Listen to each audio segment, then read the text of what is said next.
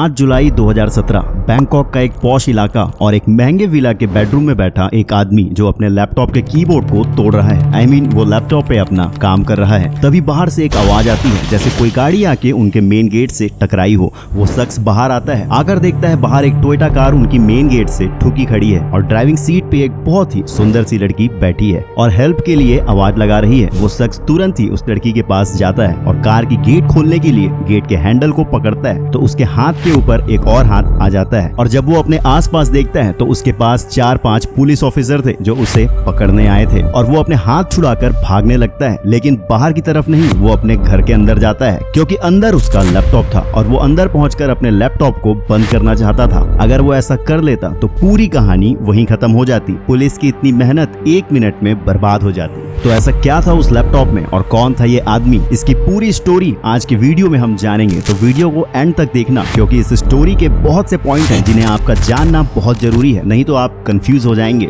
इस कहानी की शुरुआत से पहले मैं बस आपको एक ही बात बोलना चाहूंगा, थोड़ा पास आओ। थोड़ा और बुलाती है मगर जाने का नहीं, अंजाम इस शख्स का आपने देख ही लिया। कहानी की शुरुआत होती है 2010 से। इंटरनेट की शुरुआत को सालों हो चुके थे और अगर आपको नहीं पता तो बता दूं कि जिसे हम इंटरनेट कहते हैं वो असली वर्ल्ड वाइड का सिर्फ सरफेस है। गूगल सर्च पेज पे जो भी आपको रिजल्ट दिखते हैं वो इंडेक्स्ड हैं और वो गूगल के डेटाबेस में है। इसके अलावा इंटरनेट का एक और बहुत बड़ा हिस्सा है जो इंडेक्स्ड नहीं है, जिसे ही हम डीप वेब कहते हैं। डीप वेब वैसे कोई बड़ी चीज नहीं है, ऐसे वेबसाइट जिन्हें देखने के लिए हमें लॉग इन करना पड़ता है जैसे इंटरनेट बैंकिंग और भी ऐसे वेबसाइट्स को हम डीप वेब कह सकते हैं। लेकिन इंटरनेट का एक और हिस्सा है जिसे एक्सेस करने के लिए कुछ खास सॉफ्टवेयर का यूज करना पड़ता है और इंटरनेट का ये हिस्सा कहलाता है डार्क वेब। और नाम से ही आप समझ सकते हैं कि ये एक खुफिया जगह है जहां सारे गलत काम होते हैं, ड्रग्स से लेकर इलीगल हथियारों की स्मगलिंग तक। यहाँ पर सुपारी भी दी जाती है किसी को निपटाने वगैरह के लिए। चोरी हुए क्रेडिट कार्ड्स की भी इंफॉर्मेशन यहाँ बेची जाती है। मतलब सारा काला धंधा डार्क वेब पर चलता है क्योंकि डार्क वेब पर किसी को ट्रैक करना आसान नहीं होता है और डार्क वेब को एक्सेस करने का सबसे कॉमन तरीका है टॉर नाम का सॉफ्टवेयर। वैसे हम इस पे ज्यादा डिटेल में नहीं जाएंगे। टॉर की शुरुआत अमेरिकी सरकार ने की थी, लेकिन टाइम के साथ ये डार्क वेब का एक बाजार बन गया, वो भी ऐसा बाजार जहां सारे बुरे काम होते हैं। तो डार्क वेब पे जो सबसे पहला नाम ऊपर आया था वो था silk road. Silk road dark web का एक मार्केट था जहां ड्रग्स का धंधा होता था,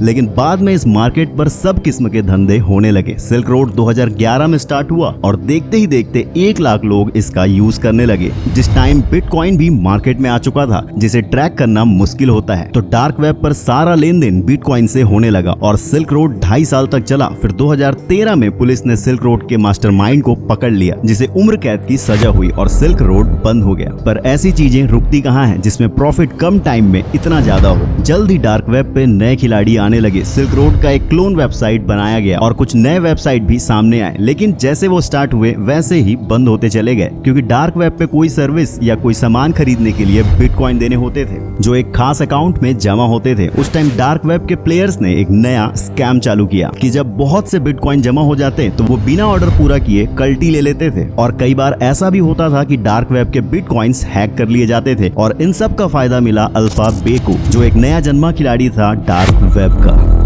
अल्फाबे की शुरुआत जुलाई 2014 में हुई थी। स्टार्टिंग में इसमें सिर्फ चोरी किया हुआ डेटा बेचा जाता था जैसे कि क्रेडिट कार्ड, डेबिट कार्ड या पर्सनल इंफॉर्मेशन और देखते ही देखते अल्फाबे पर हथियार और ड्रग्स का बिजनेस भी स्टार्ट हो गया और मनी लॉन्ड्रिंग जैसे सर्विसेज भी अल्फाबे पर मिलने लगी और अल्फाबे पर आप किसी हैकर को भी हायर कर सकते थे और अल्फाबे जल्द ही इलीगल कामों के वेबसाइट्स का बादशाह बन गया। इसमें बिटकॉइन के अलावा दूसरे करेंसीज का भी यूज किया जाने लगा और साल भर में ही अल्फाबे के 2 लाख से ज्यादा यूजर्स बन गए जहां हर तरह के सेलर और हर तरह की सर्विस अवेलेबल थी।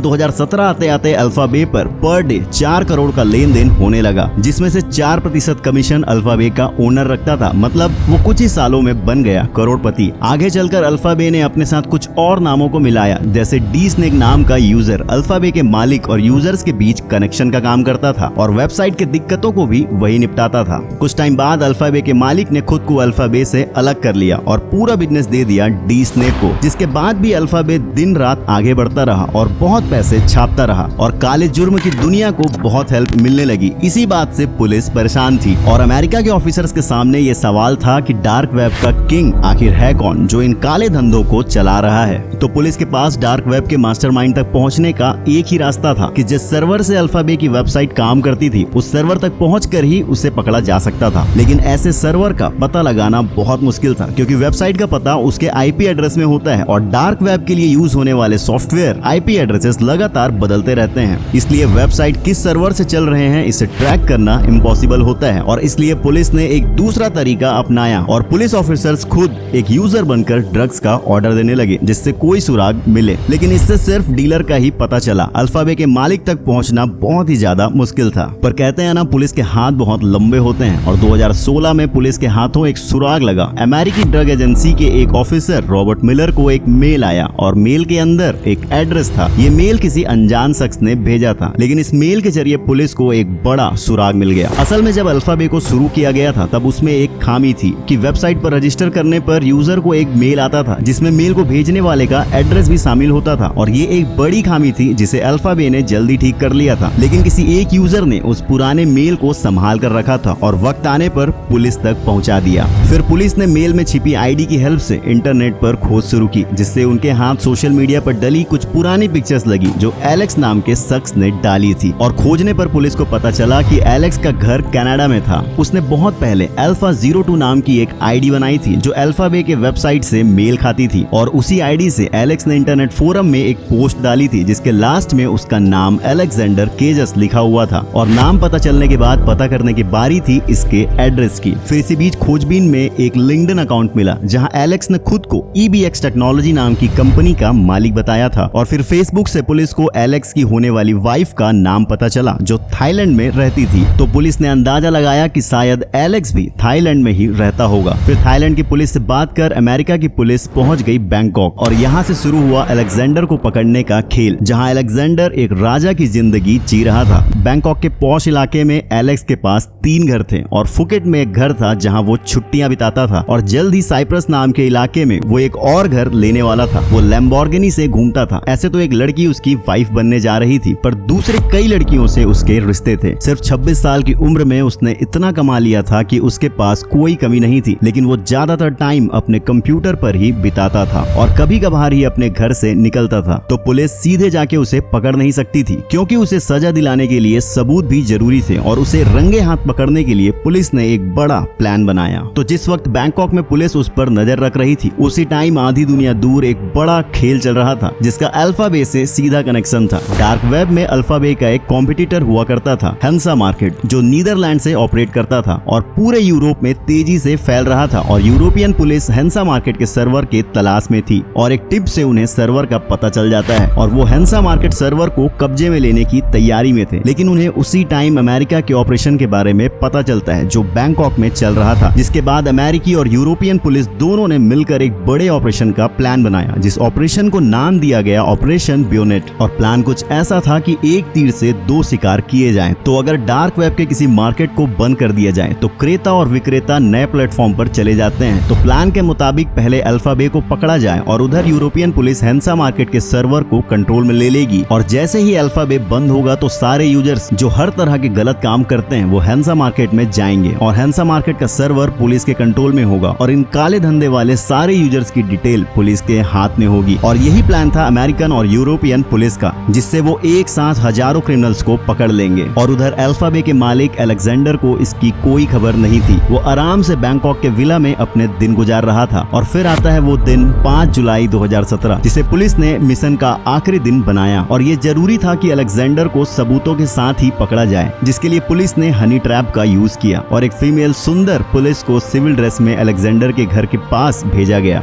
और वहां पहुंचकर वो ऐसा नाटक करने लगी जैसे वो रास्ता भटक गई थी और घर के पास खड़े गार्ड से कहा कि शायद मैं रास्ता भूल गई हूँ, मुझे गाड़ी घुमा लेनी चाहिए। और उसने जानबूझकर अपनी गाड़ी अलेक्जेंडर के घर के मेन गेट पर जोर से ठोक दी, जिसकी आवाज सुनकर अलेक्जेंडर बाहर आया, जिससे बिल्कुल भी अंदाजा नहीं था कि उसके साथ क्या हो रहा है। और इसलिए ही बाहर आते टाइम उसने अपने कंप्यूटर को बंद नहीं किया जिसमें उसके सारे काले चिट्ठे मौजूद थे। और जैसे ही अलेक्जेंडर बाहर आया पुलिस ने उसे चारों तरफ से घेर लिया। उसने अंदर जाने की कोशिश की पर पुलिस ने उसे पकड़ लिया और उसके कंप्यूटर से ऐसे सारे सुराग मिले और पता चला कि अलेक्जेंडर अभी भी डार्क वेब पर अपनी वेबसाइट चला रहा था और उसके बैंक अकाउंट से 192 करोड़ रुपए मिले। उसकी सारी प्रॉपर्टी, सारी कार जब्त कर ली गई और अलेक्जेंडर पहुंच गया जेल में। इससे पहले कि उस पर केस चलता उससे पहले ही उसने अपने आप को खत्म कर लिया और उधर अल्फाबे भी बंद हो गया और उसके सारे यूजर्स दूसरे वेबसाइट पर चले गए और हजारों यूजर्स हैंसा मार्केट में शिफ्ट हुए जिसका सर्वर पुलिस के कंट्रोल में था। और अगस्त 2017 में हैंसा मार्केट के 4 लाख यूजर्स को एक मैसेज दिखाई देता है जिसमें लिखा हुआ था, welcome to the control bandit, this market place ended as it began under the control of government. तो हैंसा मार्केट भी बंद हो गया। उससे पहले पुलिस ने सारे यूजर्स की जानकारी भी निकाल ली थी और हजारों लोगों को अरेस्ट भी किया गया और इन सब के डर से कई डार्क वेब के वेबसाइट ऑटोमेटिक बंद हो गए। ऐसे तो हमेशा नए वेबसाइट बनते और बंद होते रहते हैं, पर ये थी कहानी अलेक्जेंडर की। तो मिलते हैं अगले वीडियो में एंड